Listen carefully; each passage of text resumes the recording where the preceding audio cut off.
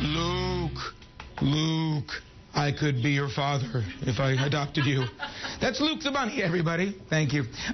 This is Tara Miller. Tara Miller happens to be on the board here at the SPCA Tampa Bay. And before we talk about bunnies, because we were talking about Easter and adoptables, the whole mission of the SPCA, it really hasn't changed since the beginning. You're still here for the animals. Yes, we are. We want to improve our community by promoting humane care for animals, preventing animal cruelty, and reducing pet overpopulation. All right, that's the big problem, no doubt about it. Now, it's not as much of a problem now as it used to be back in the day of people, oh, let's get bunnies and chicks for Easter, and won't that be cute with the kids, and take a bunch of pictures, and then, uh-oh, now you got to raise these animals. Not as much of a problem, but it still brings up a good point.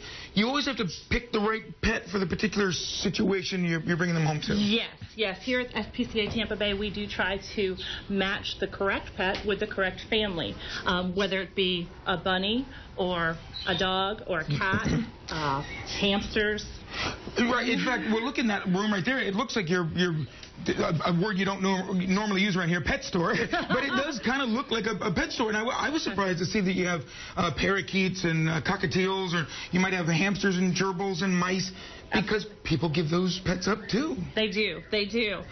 Much like the rabbits.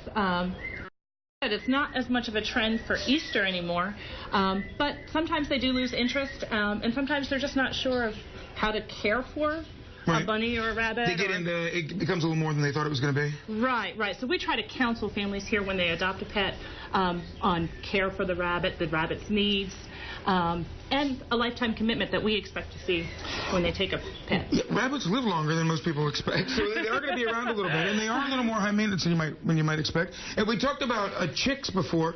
The SPCA used to take in chicks and chickens, and they had a little farm area, but eagles in the area made that not as appropriate anymore. So they'll help you place them to farms nearby, but they don't even deal with the chickens and the chicks anymore here.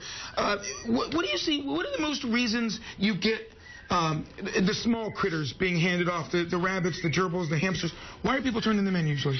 A lot of times what we notice is that it's housing changes. So when their housing situation changes, they no longer can keep the pets that they have, and they bring them here.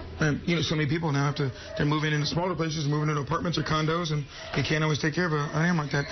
Tara Miller, thank you very much for what you do, being on the board here at SPCA Tampa Bay. And there you go. If you'd like to adopt Luke,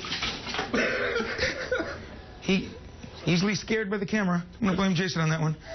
He's fine. Russell or Ann, if you'd like to adopt Luke, he's got very cute little floppy ears. That is a cute bunny. Yeah, and he leaves a lot of little... Talk about multiplying. He's doing that all over the floor. But that's what bunnies do. Yeah, they are hard to house train, but you can. Can you? Yeah. Can you house? Well, you can. I've seen it done. Really? Wow. Maybe not Luke.